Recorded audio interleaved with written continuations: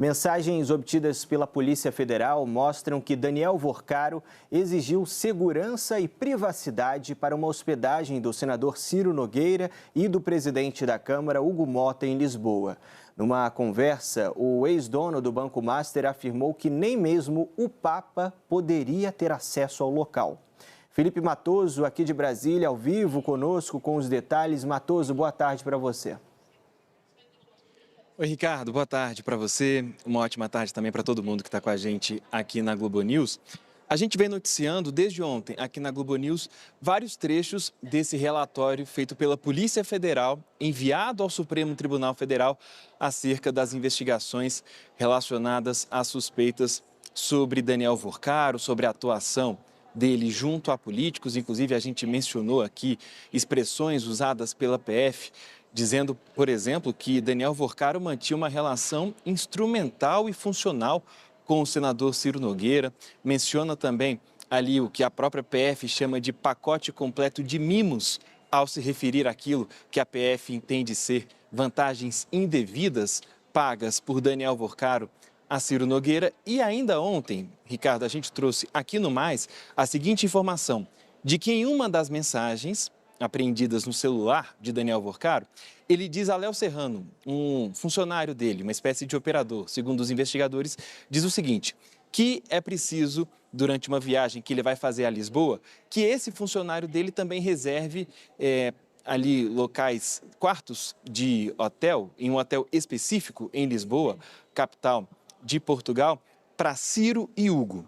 Segundo os investigadores, Ciro é o senador Ciro Nogueira e Hugo, o presidente da Câmara, Hugo Mota. E a conversa transcorre ali de tal maneira que, por exemplo, esse operador de Vorcaro informa a ele qual é o tipo de suíte que vai ser oferecida a Ciro e Hugo, qual o preço. Então, há toda uma discussão. E tem um determinado ponto que eles tratam da segurança. A gente vai rodar agora aí na tela o que diz Daniel Vorcaro num áudio enviado a Léo Serrano e transcrito pela Polícia Federal.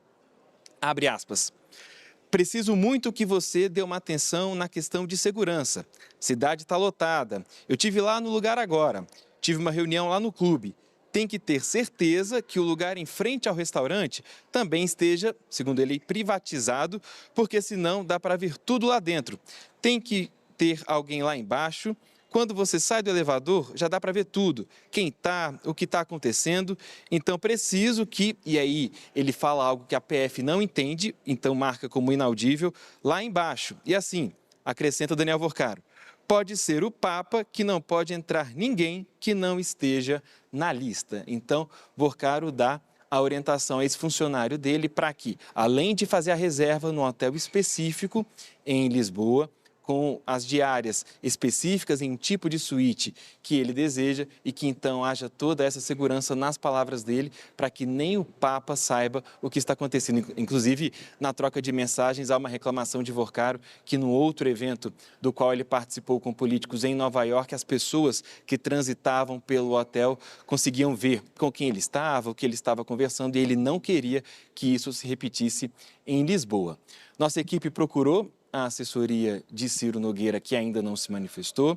Em relação ao Hugo Mota, a repórter Elisa Claveri trouxe a informação de que, a aliados, ele confirmou que esteve em Lisboa, que viajou num jato de Vorcaro a convite do senador Ciro Nogueira e que, à época, a gente está falando aqui de 2024, ele não sabia das irregularidades apontadas, das suspeitas sobre Daniel Vorcaro. Inclusive, Mota oficialmente disse que está tranquilo e que as investigações e os órgãos estão trabalhando e que ele defende que a investigação seja isenta e imparcial. Ricardo, volto com você. Obrigado, Matoso, pelas informações. Bom trabalho para você. Ana Flor, Otávio Guedes se junta aqui a nós nesse bate-papo. Otávio, vou começar por você, porque a gente tem agora, portanto, essa troca de mensagens, bom, mais uma que evidencia essa proximidade. E aí, nesse ponto, é interessante a gente entender as motivações e também o objetivo de Daniel Vorcaro orientando essa blindagem total para esses políticos. E aí a gente fala num espectro mais amplo, mais especificamente dentro desse episódio, para Hugo Mota, presidente da Câmara dos Deputados, e Ciro Nogueira, que também é do PP. Otávio, boa tarde. Bom, boa tarde, Ana, assinante. Muito importante essa recomendação para o Papa não poder entrar, porque ali não tinha um Santos. Essa é a minha interpretação. É algo do, como a gente dizia antigamente, do subconsciente, né? Ele citar o Papa que não poderia ver o que estava acontecendo lá dentro. Olha, o Ciro Nogueira, eu acho que está bem clara a situação dele. Ele, na verdade, cedeu por dinheiro o cargo de senador dele ao Vorcaro, né? O Vorcaro apresentava projeto de lei e o Ciro era apenas um zumbi, um longa-manos, que ia no Senado, usava seus votos para defender os interesses do Vorcaro. O senador, quem estava exercendo o mandato do senador de Ciro Nogueira, chama-se Daniel Vorcaro. Do Hugo, ainda não se tem conhecimento pleno do que o Hugo contribuía para o Vorcaro, né? Do Ciro já está esclarecido. No entanto, a situação do presidente da Câmara é muito estranha, porque quando surgiu todo esse escândalo, ele deveria ter vindo a público, contado essa história, esse encontro, e aí poderia fazer a defesa dele, dizer que se arrependia ou que não se arrependia, que não tem nada demais.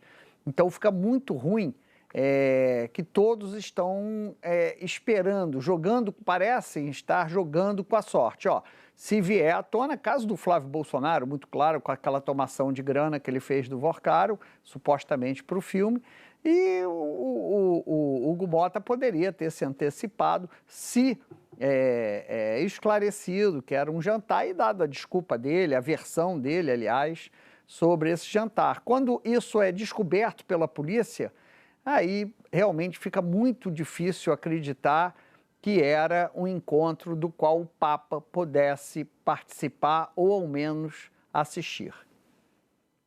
Ana, o presidente Hugo Mota ontem disse que estava tranquilo em relação às investigações e que elas aconteciam. Hoje ele já admite, portanto, que pega carona no jato de Daniel Vorcaro, né? Aos poucos a gente acaba observando também, do ponto de vista da linha política, algumas assunções, né, de participação ou de relacionamento com o Daniel Vorcaro, o que reforça o que nós já vínhamos falando sobre as teias e como o dono do Master buscava ampliar essa influência sobre o meio político. Pois é, Ricardo, dando boa tarde ao Otávio.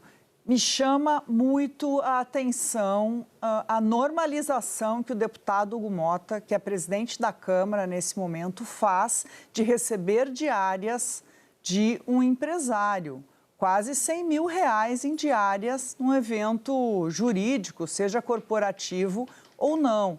Mas esse elemento que você traz, ter viajado no jato do empresário, isso não pode ser aceitável. A Câmara paga diárias para os parlamentares, ele recebe diária para viajar, ele pode pagar o seu hotel. No momento em que o presidente da Câmara recebe diárias de um empresário, que mensagem isso passa? A gente sabe que nenhum projeto é votado na Câmara sem que o presidente da Câmara queira.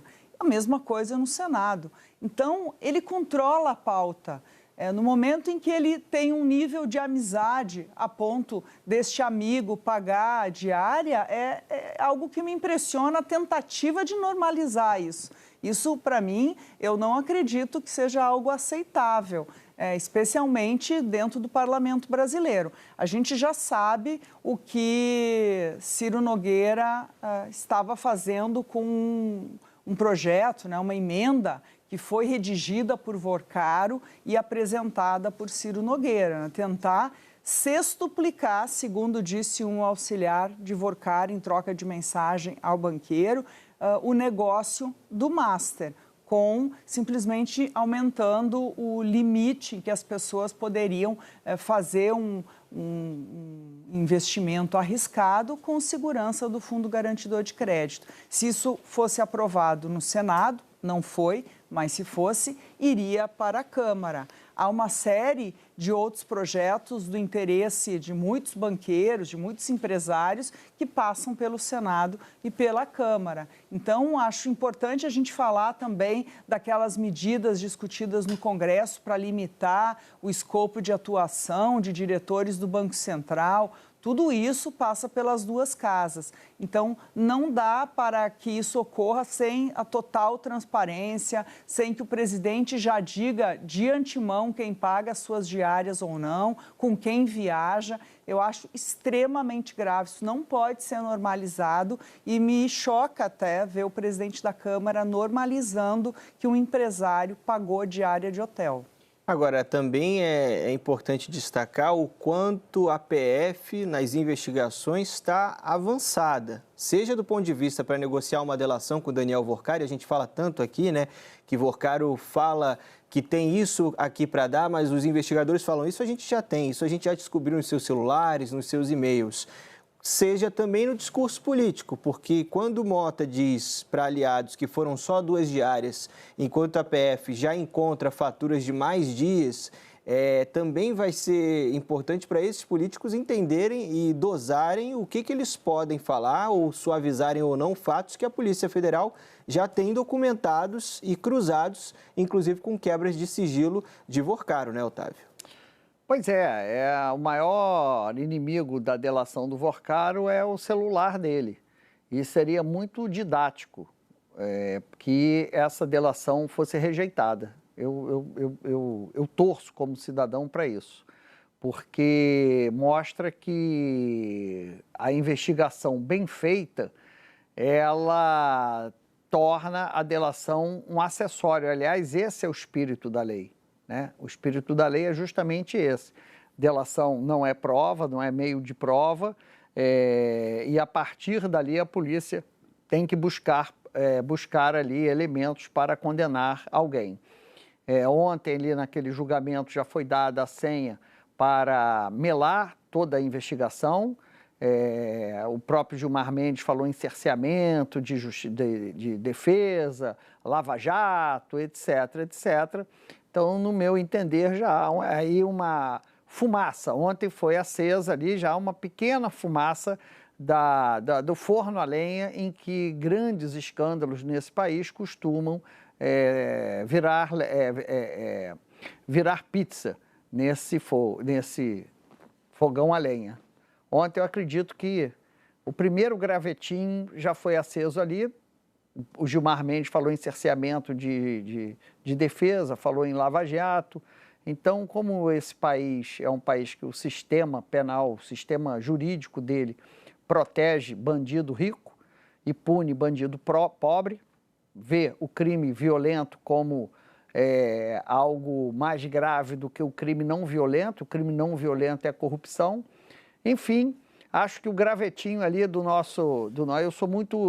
eu tenho certeza que todo esse processo, acredito que vai haver condenação, mas em 15 anos, no máximo, vão achar algum problema para anular, e quem sabe a gente até pagar uma indenização para o Worcari. Eu sou muito desiludido, porque... E assim, não é um pessimismo não, Ana, não é um pessimismo, eu acordei pessimista hoje não. É com base no histórico de operações que atinge os poderosos nesse país. Os tribunais superiores melaram todos. Poderoso não vai para a cadeia nesse país, ponto. O Otávio tem um ponto aqui, né? Porque se a gente olhar hoje, muitas bancas de advocacia se especializam em fazer o cancelamento, né? Em achar questões que levem à anulação de processos. Isso virou especialmente algo importante para esses grandes nomes. A gente vê enfim, os escândalos surgindo e depois eles diminuem de tamanho e as pessoas acabam, enfim, não sendo nem condenadas, às vezes simplesmente engavetado. Então, esse é um ponto importante, porque o ministro André Mendonça ontem falou especificamente de o quanto ele está atento a essas tentativas de anulação, né, de buscar problemas na investigação.